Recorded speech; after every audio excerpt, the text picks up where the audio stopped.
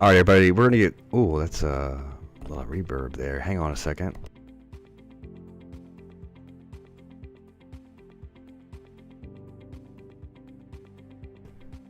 Okay, I think. Oh yeah, it's a lot better. All right, we're just about to get live here. I got the videos lined up. We got Dr. George here, Dr. Sasha, and oh, Dr. Vesna is coming in right now. I love it. So let's bring everybody in and say hello. And hello. Happy Wednesday, 12 o'clock Wednesday. It's an interesting energy day. I don't know. I know it's got a little funk to it, and the key I've been finding out is like how do we flow? How do you kind of go with the flow right now? Let's see. Oh, she's having trouble getting in.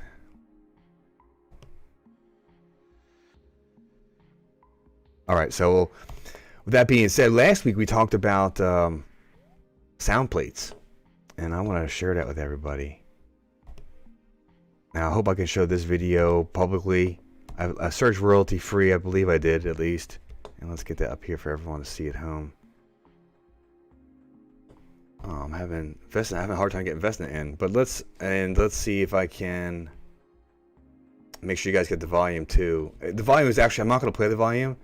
I'm going to have to make sure it's down because it's actually piercing to the ears. And this is from Halifax, Nova Scotia, Canada. Oh my goodness, gotta change the volume here.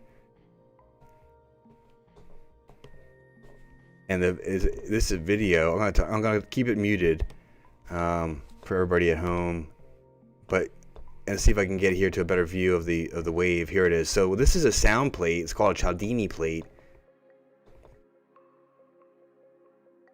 I believe. Is that how you say it, George? Okay, thank you. Me and linguistics. So what's going on here? They're changing. Yeah, it's amazing. And so I guess, I wanted to, I'm committing to everybody online here that we are going to be, yeah, I know, right? So these are things that we can, how do I say, tap into, meditate into, people become aware of. I'm gonna bring Adrian. I'm having some trouble getting people in as panelists. Vesna, hopefully you can hear me. I'm trying to get you in here. And so this video, as it changes, what is it, George? The frequency? As it goes up, it at different points, it forms different patterns and shapes. It's remarkable. And it's just impressive to watch. And welcome, Dr. Adrian, Dr. Vesta. Thank you. We finally got you guys in. I was having trouble getting connected. We are live streaming, and we're showing a vibration plate with sand on it, and at different frequencies, we have different patterns. Here's another one I found. It's a circular plate. Let me back it up. And it's on like double speed because it's slow motion, but it's really amazing to watch as they change. See, I can get the numbers in there. There it is, right there. And as they turn into certain spots, it forms these shapes immediately. It's fantastic.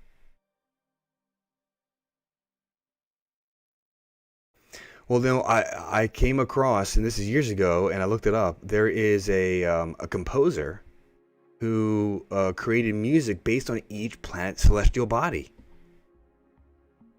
Did I save it here? Yeah, it's right here. Well, I know. Is it vibrational? I know now we're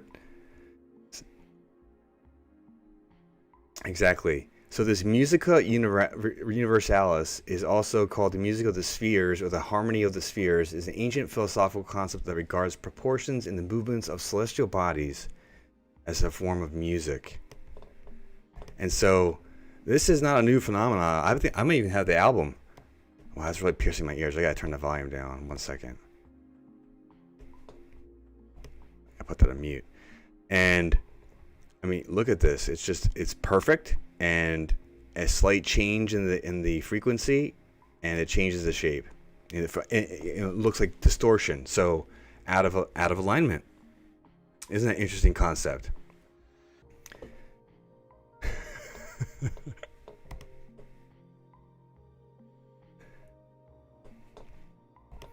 Well, that is a feature, and with that being said, I've been on different parts of my channels. I've been showing a website called Solar System Scope, and it's artistic rendition, of course, but you can see everything moving in the planets and how it moves like a clock around these circles, and at certain points they come together, and we know, well, at least artists and I believe there's some research of science talk about the tones and tunes of these celestial bodies in the nature of vibrations and frequencies. And I started thinking about sound healing and people who do toning, like there's monks, and I lived in Southeast Asia, and I had a lot of experience in the temples down there, and people's toning and singing, and the impact it has on the human body. Even just singing. I was raised in a Baptist, Judeo-Christian church, and just singing is so interesting, so freeing in so many ways. So for energy, frequency, vibration, I'm getting into magnetism as well. But we won't want to go too far here. Adrian, how you doing today? Glad you joined us. And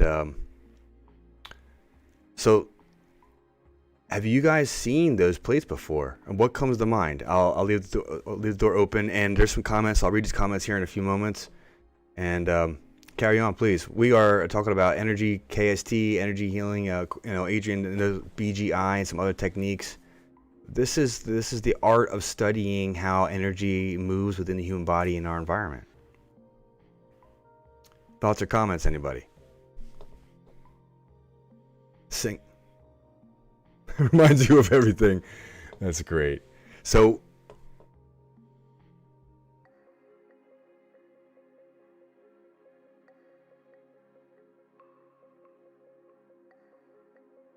vibration means there's energy and information affecting physical matter, and depending on the information, you get different forms.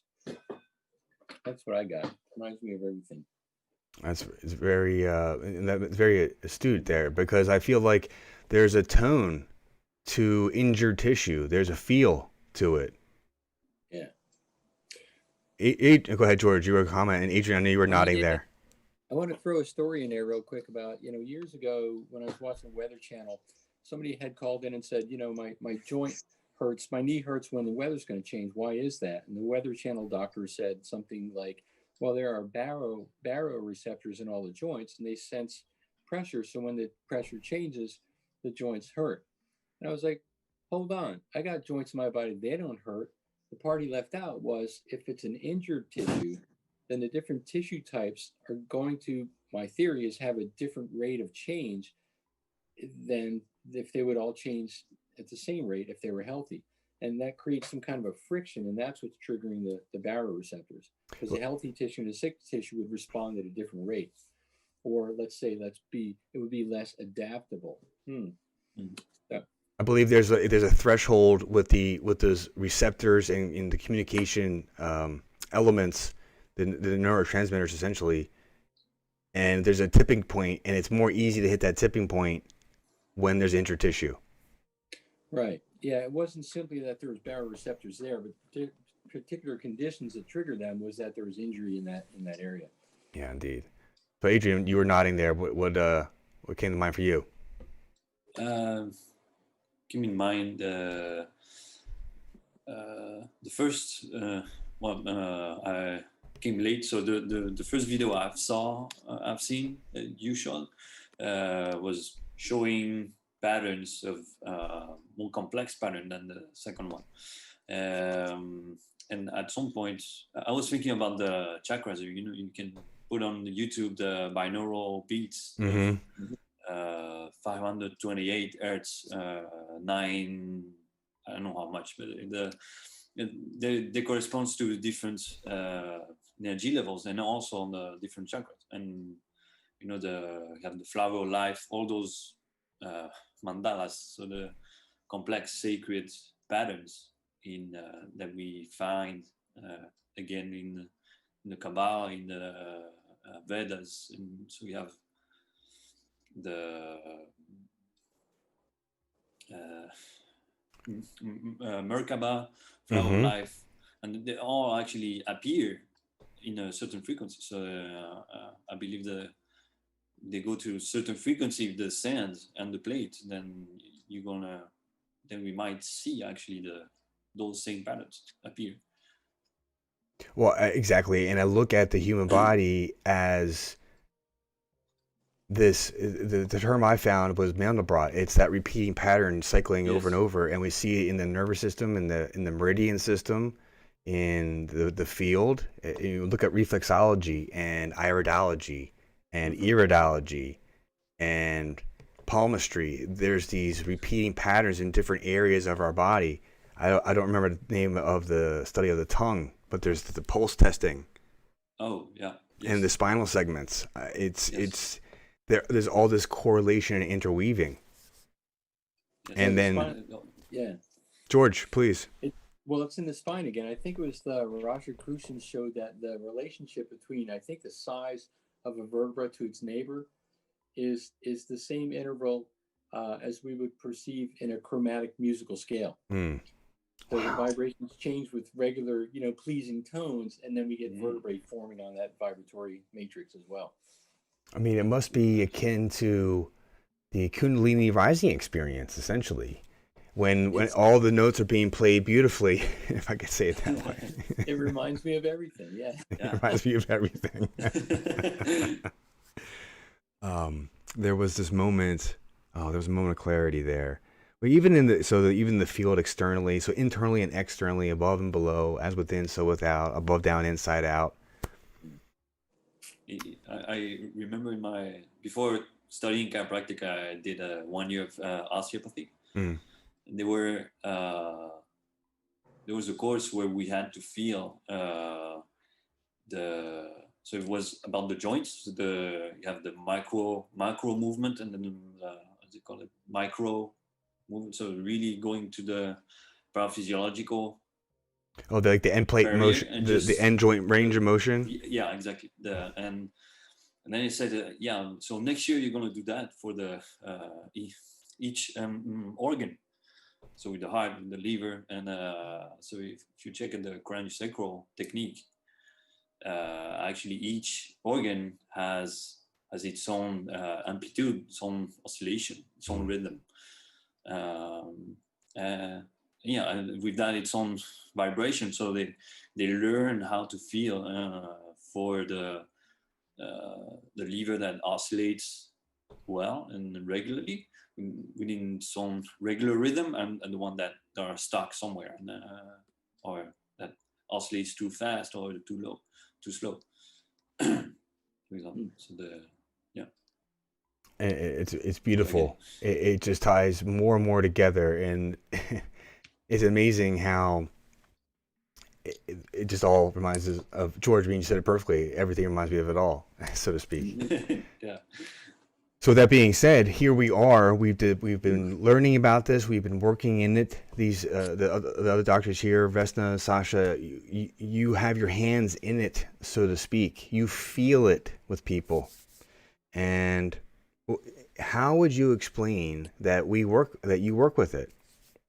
And what's the result of working with it? How would you say that? Because you're working with other people, you're working with us, and we're doing this remotely. Yet we can feel each other. There's a sense that we can connect. And so we are influencing this. That's why we're here with Synergy Solutions. Ultimately, we have collected because of this study of these energies and how to work with them. And so here we go. We work with them. We have our intentions. We talk about intentions all the time in our sessions. So talk about working with this. Sasha, chime in, comment please, or Vesna, what's your thoughts? Lost for words. Lost for words. That is sometimes the only place that it can be, isn't it? When you have your hands in there. It's better than talking rubbish, isn't it? Did you watch it today?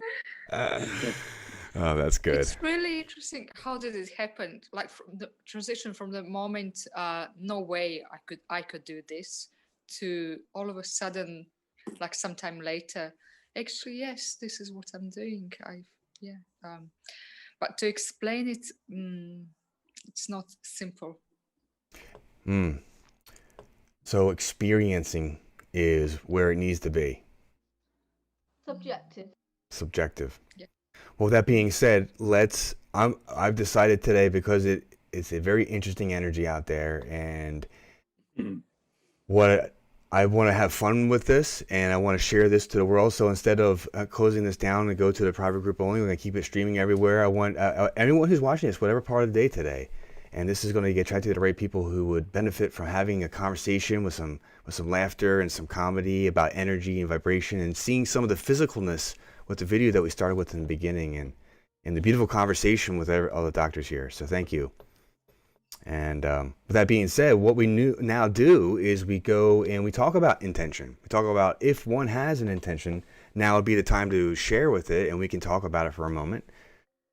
But oftentimes, and Sasha, I'm going to say it right away because you say it every time, but it's so accurate, it's so appropriate, is the intention is what the wisdom, what the higher intelligence is helping us align with. And it's a place of receiving versus directing. Yep. I could say it that way, Sasha. Please. Prioritizing.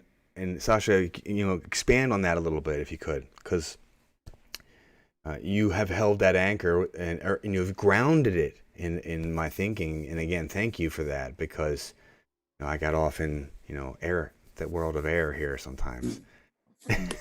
Planet Kevin. So talk about the idea of receiving from the OD. And we're asking. I think I might have said it before, Kevin. It's a question of priorities. If I go into a situation and somebody's lying on the floor bleeding to death and they've got a splinter in their finger, I deal with the bleeding first and then the splinter. Right. So what we've become good at is finding out what is priority in this world of distance healing.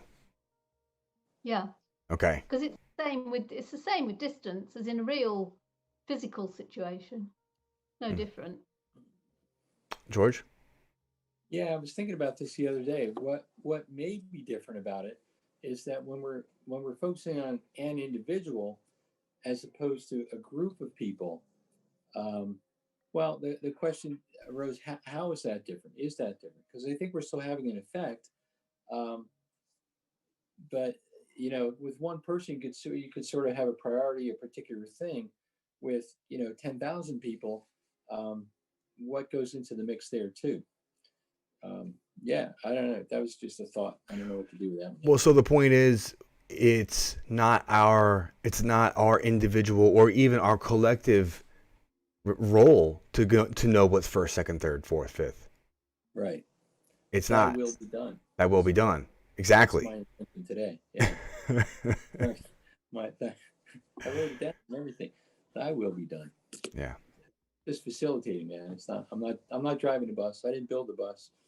So if I could also translate that into another context, because Adrian mentioned some terms before, like the Merkaba and the flower of life and things of this. So this is, in my eyes, the study of the sacred geometry. It's the pattern of the word, the tone that is life. Squaring the circle is a context, a concept in a couple of different areas, but it's all the alignment and angles of the geometry of circles and squares, and I have it in my book. I have it on my website, the Flower of Life. Adrian, share a little bit about that. Essentially, there's some force, there's some pattern, we each have our own, but there's also this collective. What is it? It's like the more you go in, the more it is the same. We're more alike than we are different. This type of thinking. Yeah. Okay, that's kind of a challenge here. I know. Can you do that in 10 seconds? 5. Okay. just a thought about, because the word and tones, and oftentimes that we just saw shapes with sound. Yes. And so I want to like bridge the gap between, because this is my own personal journey, was how I was raised with a certain set of principles and understanding, yet there is truth in there. And then stepping into a scientific kind of thinking and analytical thinking, and there's truth in there. And where's that bridge? That's what the Flower of Life offered for me in a lot of ways. I think the bridge is a new vocabulary that we need to put in place, because we lack the words to describe all that we feel, all that we experience, and we lack the words for hopefully fortunately we have, like you shown in the video, visual a visual for sound. But it's like we need also maybe the color for the sound, and the smell for the sound, and all that stuff that would create that bridge way more, because then we could actually communicate really what is not what we see in the surface, but what we see, what we smell, what we taste, what we feel, and put that in the vibrational vocabulary. That would be the bridge for me. Right. Well, so it's using all the senses that we have awareness of as an everyday person now, and then understanding that we can interpret that with another at any distance just by having a thought or an awareness about them, and we can in shaping that awareness through the senses, translating. Isn't there what was it, synesthesia? Is that a term? Synesthesia, yes. Synesthesia, yes. Blending of senses. Yes. And we all do that, actually. Mm-hmm. So that being said, let's we're going to go in. I think now's the time to shift gears. I get the feeling, and and so this is where each of the doctors, we're going to do the work that we do. I have, each of us has either a mental or I have a physical version of what's called the surrogate, which is the placeholder of the energy that I'm going to be working on, and it gives me context to be able to describe to other doctors what I found.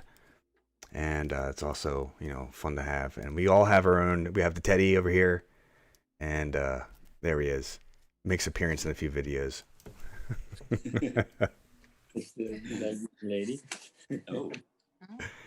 Very good. So for many times, I've just I had a imaginary or a visual representation in my mind's eye of a person, and that was all it was needed. Sometimes just even a round object was just the idea of where I could give myself orientation to have my mind here now integrate with the infinite.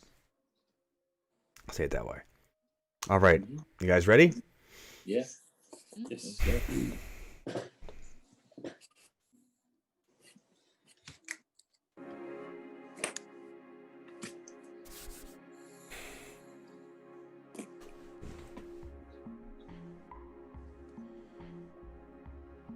So those of you at home watching, go ahead and just take a nice deep breath in and out. Just allow that breath to be felt within. Notice the heart beating.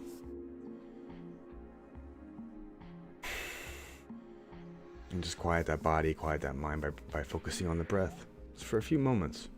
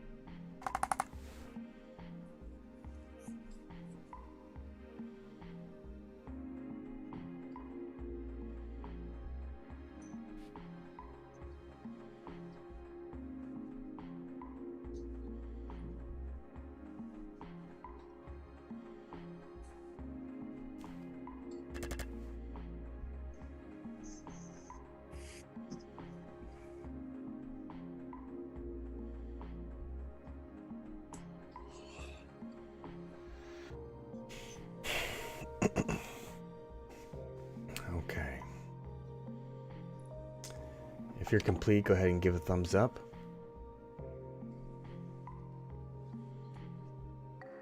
Thank you. Thank you. So if you're at home, go ahead and take a nice deep breath in and out. Whenever, wherever you are. And that was very nice. So before I say anything, I just want to tap in and ask everybody else's opinion. What they found, what they noticed. And Sasha, I'm going to start with you today. Tell me what you noticed today, Sasha.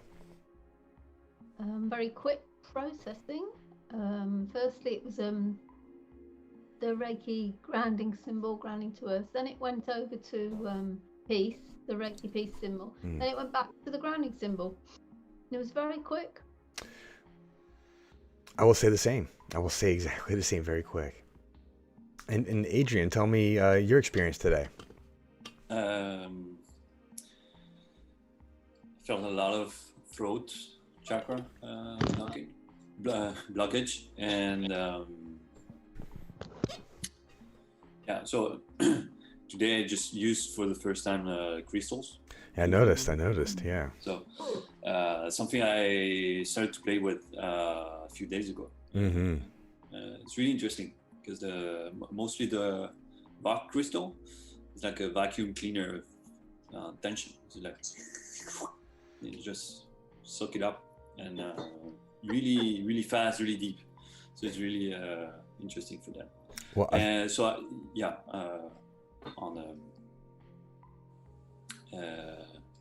to play on the throat and also on the cranium, third chakra.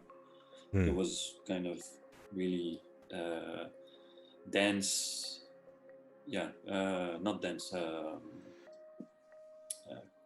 Round compression of like a circle compression on the cranium. Okay. Well, I want to talk about the crystals for a moment. I've had a number of experiences with that, and I feel like the crystals hold a very specific energy, and so working with them, it's almost like a tool, if I may say, like an energetic surgical tool. Say it less, different way to say it. Yeah. Able to fine tune certain points very specifically. Mm-hmm. Yes. I like this gentleman called Trumvaldo. He's one who wrote the original, the real big text on the Flower of Life. What's his name? Nonetheless, Melchizedek. Yeah, exactly. And he has this wire coiled instrument, and I found a couple of different gold-plated copper instruments someone had gifted me for certain energy healings, and it's very profound at moving and releasing energy and things of this nature. There's something with the metals and the crystals that is very profound. That's for sure. And we have crystals in our body, so yes. Say that one more time. I missed that. We have crystals in our body. In our bodies too. Well, I know of the ones I would say the ear canal. Tell me, not the ear canal, but glands, the pineal gland, right? I believe the cones and of the eye are crystals too. George, is that what you said? Yeah, bones have hydroxyapatite crystals, and they give off the piezoelectric effect. Is where Wolff's law comes from. You have pressure, you grow bone here, you take it away from over there. Right. Wolff's law. Well, I love the Wolff's law is very it's a need to be known type of thing. Yeah. And that's a big awakening with me as far as the crystal in the bone, George. Thank you. And then just refreshing with the pineal in the eye, and wow, it's very interesting. Wow, very profound. Very profound. Vesna, George, please. Our virome, a virus is a crystal too, isn't it? So there's trillions of those in us, responding to the vibrations of the worlds, I suppose. Yeah. Well, I mean, be mindful. I also be mindful of the word real quick. However, with that being said, the virome is a very poignant conversation, and there is a role to be played. Just like there's a role with maggots and a role with the things that eat dead tissue and things in this, I mean, people think pigs eat things that are gross. You know, goats eat everything. What animals out there are like the cleaners of the earth, and that's repeated in our own body. I want to say about that an exosome. Exosomes, like yes. a virus. Oh, here we are. They say it's associated with the detoxification of the cell, and I'm thinking, well, is it the detoxification remnant, or is it an information package telling other cells and other people, hey, here's what we're detoxing from now. Get ready, it's coming. So it's the information about the detox, not necessarily the toxin coming out, the virus. Well, because Wow. So one of the other components of that conversation I came across was just like we have a think about spring cleaning a house. It's a good time to do a physical detox. Well, the fall it also occurs, and oftentimes the people that are having the seasonal change symptoms, we'll say, is really the cleansing process of the body from whatever previous part of the cycle acquired. And hence, we can detect, there's all this trash and garbage and flies and things hanging around. Well, how to get there. Yeah. The sun does that too. Well, see, that's the thing. It's like, it's different. It's like we have to look at ourselves and mirror. We are a part of nature, and we just observe nature, and we learn more about ourselves. Yes. Okay. Wow, this has been fun. Vesna, I'm gonna switch gears over to you. What did you notice? What did you find today? Started with emotional, and sagittal suture came up, and the rest was spinal. And what was interesting, everything was from left to right, kind of, or diagonal, but all from left for some reason. And when I finished, I felt more peaceful and more centered within me. And my experience with crystals, I like to muscle test, and people can bring things for me to muscle test with. And if the crystal is right, it really feels it. But also if it's not appropriate crystal for that person, it makes them really weak. So obviously they really are powerful, and it's important not to, I guess, just, it's kind of to use them with respect for their power. Yes. Yes. Well, let's equate it to holding an ice cube and holding a hot coal. I mean, they all have purpose, and we use them to our benefit. Though you hold them in the wrong manner. Yes, I've had experiences where objects had made me sick to my just felt ill, and then certain objects just had this whole delightful experience, divine experience in some cases. My experience today with the work was also very, very simple. Seemed complete. I had a posterior occiput on the right, and then it was like quiet for me to do much. I was just checking. I was like, is this right? Is this right? So I just put my hands up, and I felt all this energy just emanating from the surrogate, so from the collector, just emanating outward, just like in a sense of flow by itself. And it really wasn't much for me to do, and I'm questioning it. What's going on here? less is more. Yes. And then there was a moment something else came. Oh, it was on me, the back of my head, twice, one on the right, one on the left, and then it was just beingness. It was very delightful and very peaceful there. And Vesna, to speak to your point, from left to right, what immediately came to my thoughts was left is the feminine side and right is the male side. So the negative pole, positive pole in that context. And it was the game of receiving into the physical from the non-physical, from the divine. That's how I could interpret it that way. So just allowing it to come in, across left to right, wherever that what's the word I'm looking for? Wherever that hinge got stuck, grease the wheel. Okay. Well, anybody having any final thoughts before we wrap up today? This has been You know, it's an interesting energy day. Why do I look at that? There's external forces and there's internal forces, and just like different times of the day or different times of the year, there's also bigger cycles at play, and a lot of cultures and a lot of texts have talked about this time that we're in. There's very interesting and powerful alignments. We've been talking about the energetic nature of cosmic energies and the human body energies and working with them from a distance. And today I want to come on and spread the love as best I can and just go with the flow. That's one of the voices. I am not like the deep expert on analysis of all the interplays of these alignments. However, the main theme I got from the energy today was go with the flow. Don't push too hard. Allow things to unfold. Something I read this morning was very powerful for me was the concept of expectations and acceptance. And if I'm if I'm looking at everything with how I expect it to be, well, then that's where a lot of challenge and pressure come from, versus just accepting and then responding the best as you can. Okay, and final thoughts here. We got a comment. Wonderful. Thank you, Sasha. And thank you, everybody at home, for commenting. Thank you, everybody, joining. And yes, thank you for saying you love what we've been talking about. It is all energy. It is all beautiful language. Thank you, everybody, for tuning in. Dr. George, Dr. Adrian, Dr. Sasha, and Vesna. Thank you once again. Thank you. It was good to see you again. Yes, thank you for joining in. Yeah, And thanks for the crystal attunement. Nice. Try it sometime. Yes, I will. I You're promise. gonna like it. You'd be surprised what I got over here. We'll talk some more. Have a good afternoon, Okay. everybody. See you next Wednesday at Bye, 12 everyone. noon. Bye. Bye. Bye-bye.